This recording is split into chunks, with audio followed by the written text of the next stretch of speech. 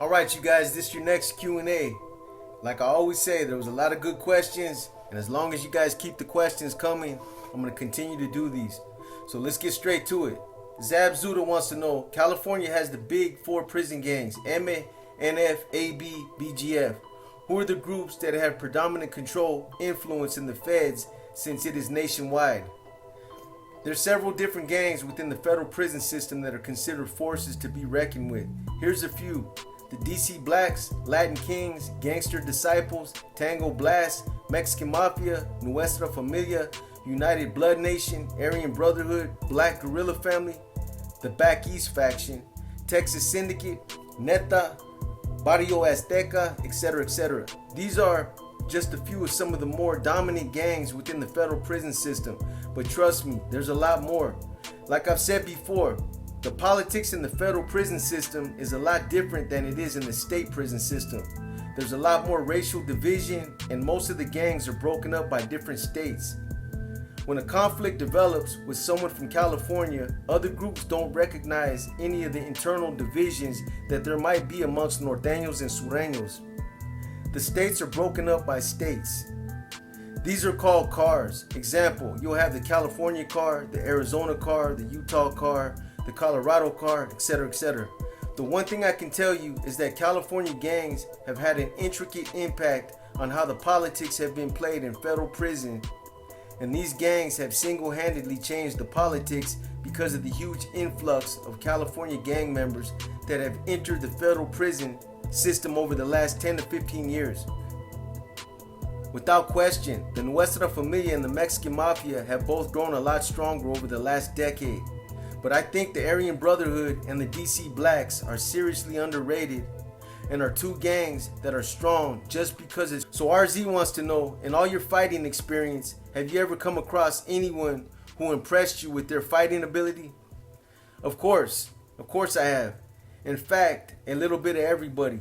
There was an MS sympathizer I got into it with in the San Francisco County Jail that had hands. As far as I knew, he was just a sympathizer, but I've heard other people say that he was an imero. In fact, he has a brother named Sleepy that's doing life, and his status is the same. Some say he's a sympathizer, others say he's an imero as well. At any rate, this guy's name is Glenn Escalet, and anyone that's from the city knows these guys or has at least heard of them. The thing I'll say about Glenn is that he's a hitter and has hands. He's embarrassed a lot of my homeboys that try going heads up with them. The funny thing about this guy is, a lot of the homeboys from my hood actually kick it with this dude, and nobody seems to care about his status when he goes to prison. This is because of his size, and because he's the type of dude that'll have your back if you run around with him out there. But Glenn's a big dude. He's about 6'3", 6'4", he's stocky, and he weighs about 260 pounds.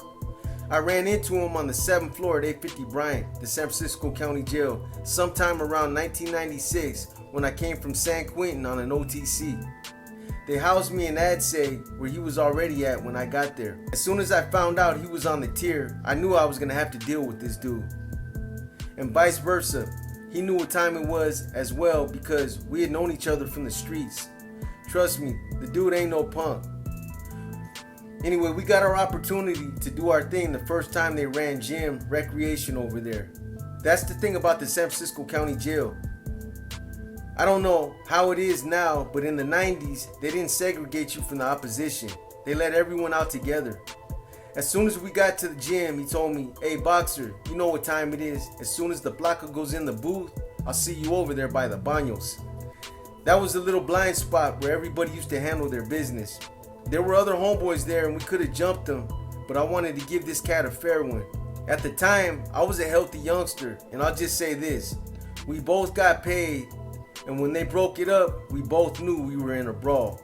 The CO ended up breaking it up, so there was no winner, but this was one of my best fights. I also fought a bulldog from Fresno while I was out there visiting a relative, and this was probably hands down the best one-on-one I've ever had. He lived next door to my neighbor, and we ended up fighting right there in his front yard on the grass. So Tito Puente wants to know, what role did Jack Ochoa play in the regiment when he got indicted? Was it Lencho's wife who had a wiretap in which all kinds of people got indicted? Jack Ochoa, aka Droopy, was one of Lencho's meth suppliers out there in San Jose sometime around 2005-2006.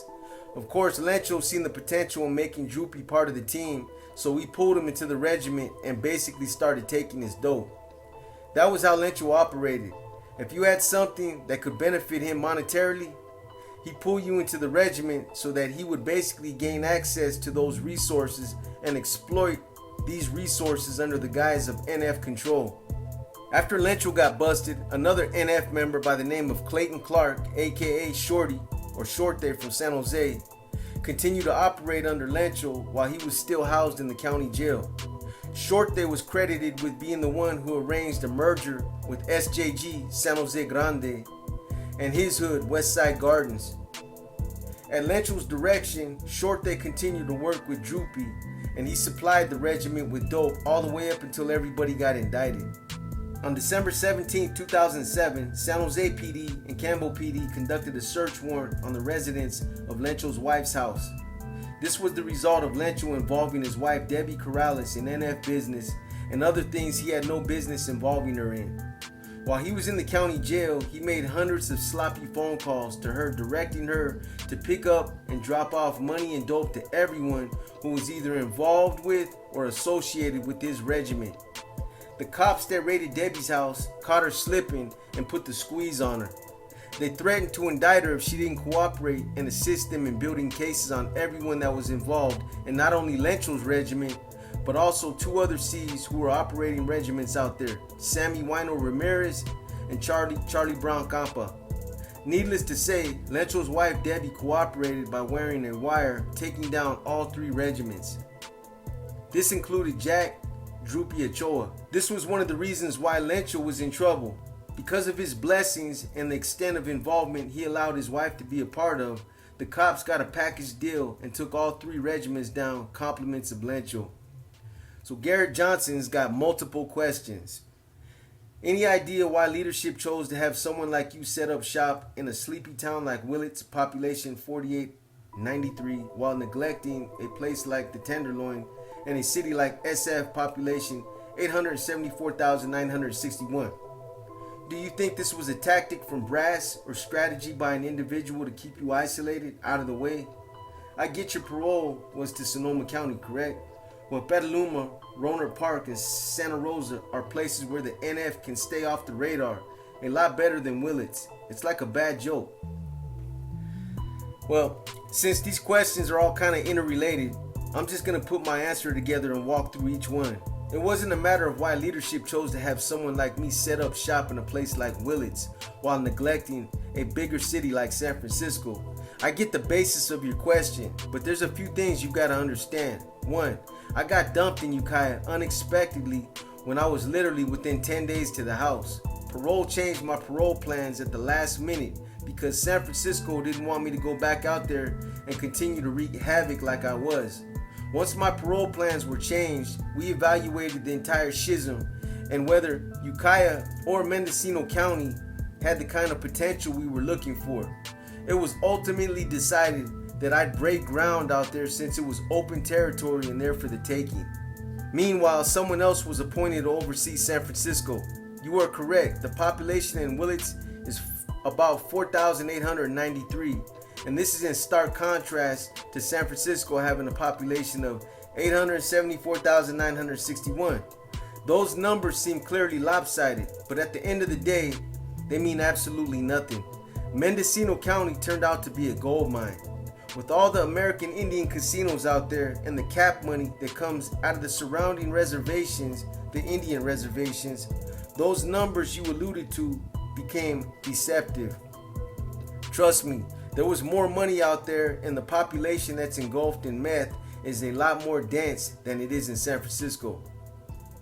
So no, I don't think this was a tactic by brass or any type of strategy to keep me isolated. Why would they want to do that when I was one of the biggest breadwinners out there? As far as the last part of your question, I couldn't agree with you more. Places like Petaluma, Rohnert Park, and Santa Rosa are definitely places where NF members can blend in the shadows and move a lot more freely. That's why I didn't last out there. Those small towns are hard to maneuver in. Once someone like myself moves in, everyone and their mother knows about it. That's just one of the things you have to deal with the best way you can. It was a challenging transition too. Unlike the traditional way I had become accustomed to, where I had recruited NS, NR members, and NF members in the past, I had to improvise by utilizing American Indians, white guys, and wannabes to make up my manpower, and to use these guys to assist me in my daily affairs. So Isaac Rivera wants to know, can you talk about the first time you ever put in work and got officially ranked in as an up-and-coming N? The first time I officially put in work behind the walls was in 1989, or between 1989 and 1990. I had put in work in the county jail and then again in San Quentin, but I refer to this incident because it was behind the walls and it was with a weapon. An individual by the name of Geronimo Cardenas directed me and another N, Fabian Zavala from King City, to hit another homeboy named Sapo from Oakland. I was barely 19. I was a young NR member, and the reason for the hit was all bad. Geronimo was basically a tyrant and had us hit Sapo because he gave a book of matches to a Sureño who was his neighbor. In Geronimo's mind of minds, he interpreted this as a form of treason, as he gave an op fire which could have been used to fashion a weapon. At that time, CDC still allowed inmates to smoke, and matches were something that there was an abundance of.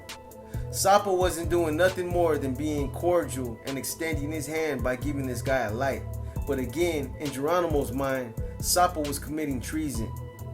Sapo was my homeboy too. I liked the dude, but I wasn't in a position to question Geronimo, who at the time was the OA, overall authority. This incident took place in Susanville while I was housed in Adsay.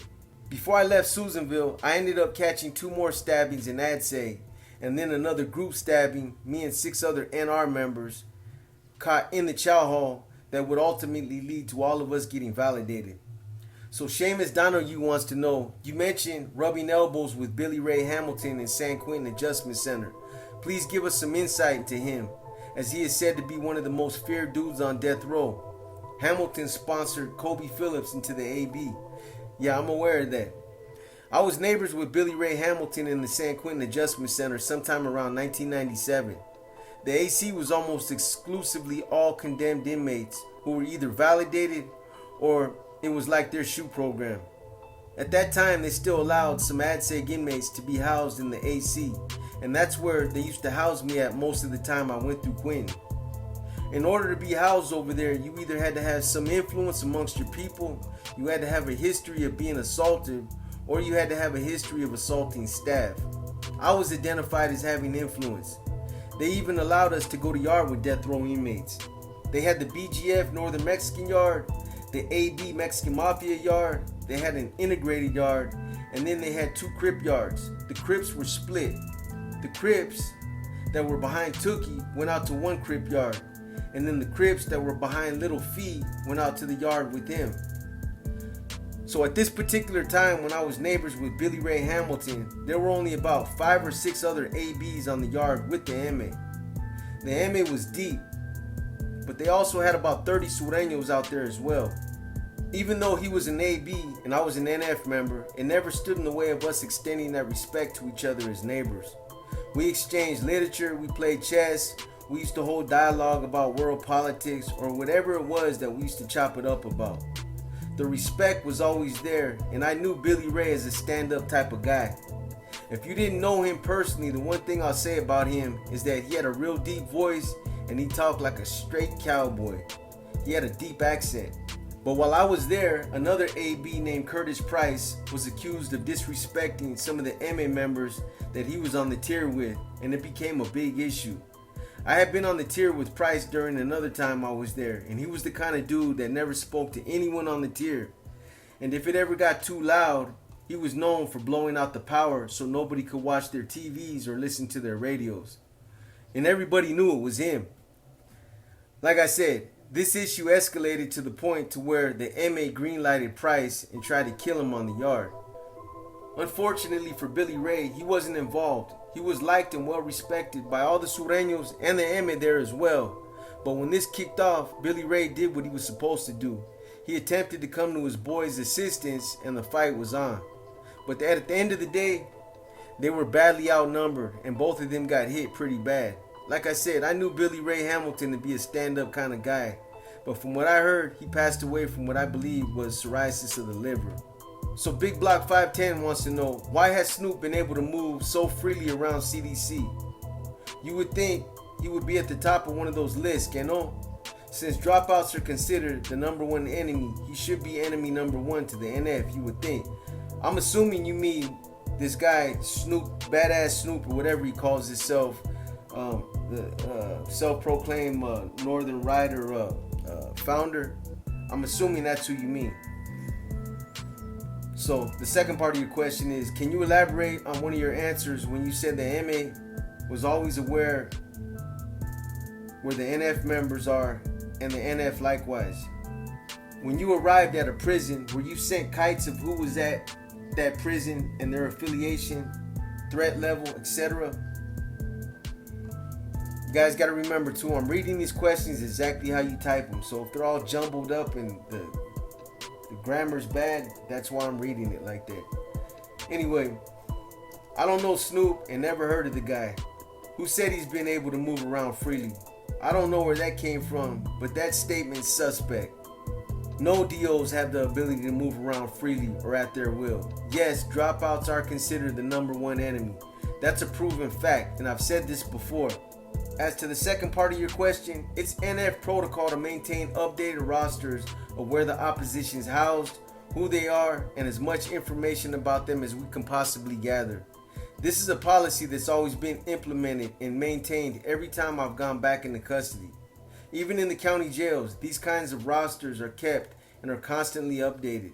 The NF has always taught its following the importance of gathering data and being very thorough when it comes to maintaining information on not only the ends in their household, but also the opposition and anyone else that's housed around us. From what I know about the MA and from what I've gathered from speaking to former MA members, they keep track of similar data and information themselves. If you don't know where your enemy's at, where they're housed, or who their allies are, then you're obviously not that organized and your security is going to be exposed. So Frank Gracetti wants to know, and this name right here seems like it's familiar. Frank Gracetti. I know a guy named Frank Gracetti that's from Fogtown. He's from Daly City. Solid ass homeboy, man. I was with him in San Quentin in 1989 in the reception center. This is a cat that I always wondered what had happened to him. I had heard about him over the years, but I never ran into the dude, man. But he was a solid homeboy. I don't know if this is him or not, but I'm assuming it is, because that name is kind of, it's not a popular name.